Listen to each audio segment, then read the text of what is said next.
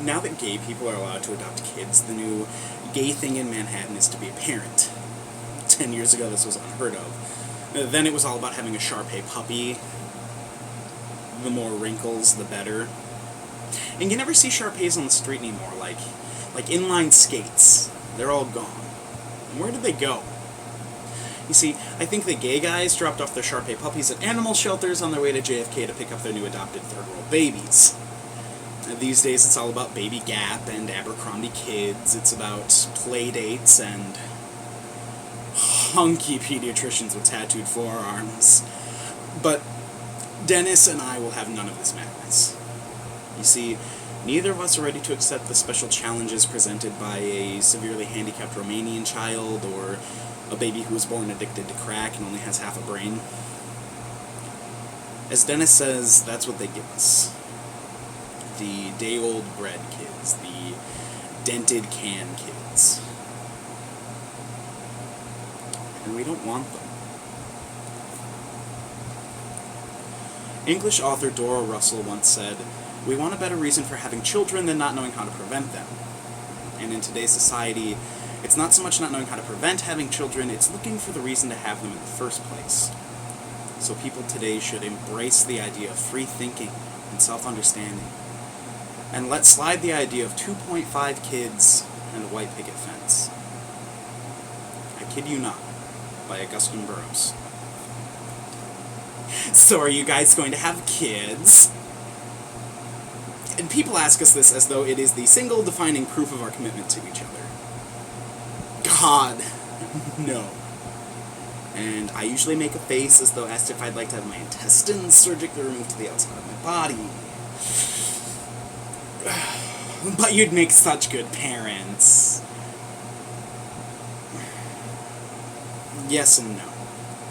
And Dennis would make a good parent. He loves to cook, and he does it extremely well. He listens, he nurtures, he flosses.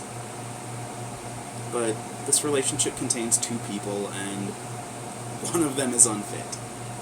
See, I'm terrified of what sort of parent I would be. First, because I am startlingly self-centered. I require hours alone each day to write about myself. And another reason is that I was raised without proper parenting myself, so I really have no wisdom to impart. Like, if a bully so much as touched my kid at school, he would be armed with a stun gun the next day. And I have a deep, wide, cruel streak. It's not a fact I'm proud of, but it's something I've come to accept about myself. For example, last week Dennis and I were browsing in the store in Northampton, Massachusetts, that sells a selection of incongruous, though carefully chosen items. For example, they sell laundry detergent in retro 1950s packaging alongside greeting cards handmade from fibrous paper and flowers, picked from a lesbian's garden. And I happened to be browsing through this beautiful book of spells and incantations when I stepped just a few inches to my left and shifted my weight onto that leg. And I felt something under my foot, an unevenness. It was so subtle it hardly registered, almost like a floorboard beneath the carpeting was warped. And just the same, I glanced down and happened to see the hand of a little girl. Almost a little baby girl. I mean, she couldn't have been more than 2 because she didn't have any teeth. And I saw this now because her mouth was all the way open. I mean, her eyes, both of them, mirrored her mouth. Her whole face was all the way open. She was about to scream. And I was certain.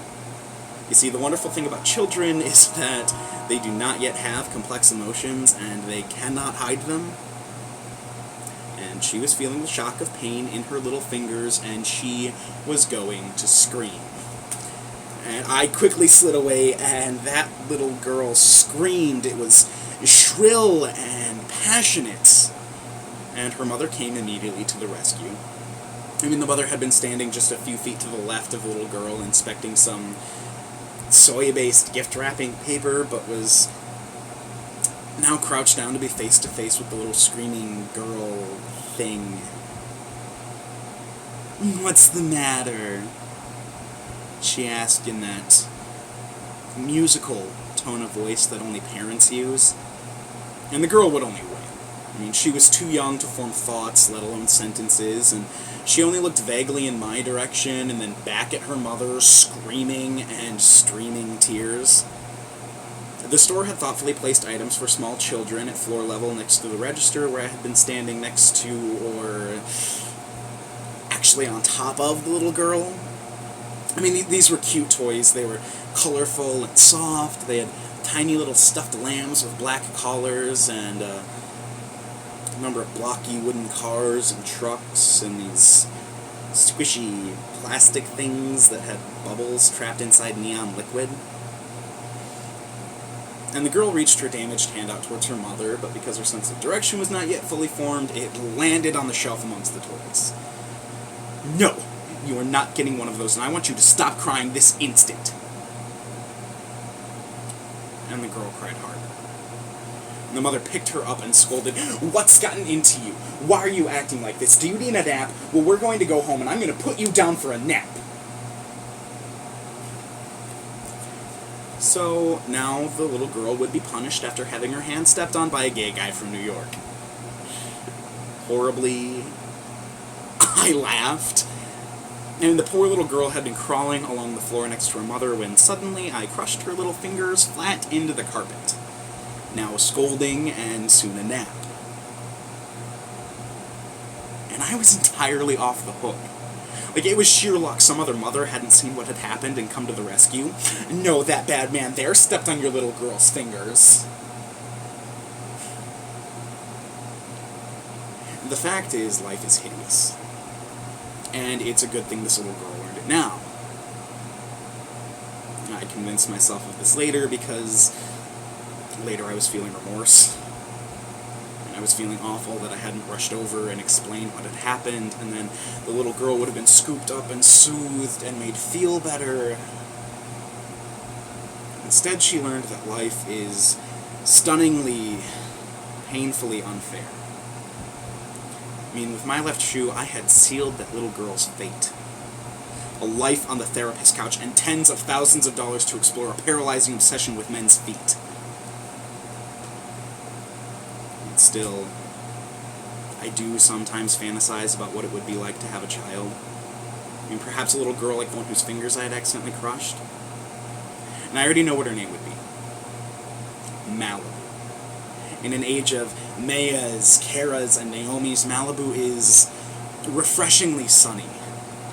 "Sure, sweetie, you can wear makeup, just make sure the other second graders don't steal it." And I would say this stuffing a Nair's mascara into the zipper pocket of her Powerpuff Girls plastic knapsack. And my daughter Malibu would certainly understand that she is smart enough to become president, if that's what she desired, but no matter what, she is going to wear heels and have good haircuts. And for her 15th birthday, I'd buy her a set of breast implants or a nose job, her choice. Of course, Malibu would, in the end, hate men because of me. She would stop shaving her legs, cut off all of her hair, and work at a bookstore called Woman Fire. She'd drop the first and last letters of her name and become simply Allie. And I would be forced to literally tear the Jodie Foster and Chastity Bono posters down from her bedroom walls. But, as a rule, gay guys do not make bad parents. And they make excellent parents. Because, unlike straight people, gay people can't have kids by accident. Only power of attorney. See, I'd be a questionable parent not because I'm gay, but because I was raised by lunatics. So, maybe seeing gay guys with kids isn't about being trendy.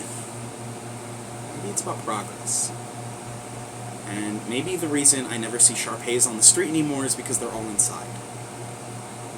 Curled up on the sofa with the kid while dad number 1 is making dinner and dad number 2 is cleaning some sort of stain off the carpet.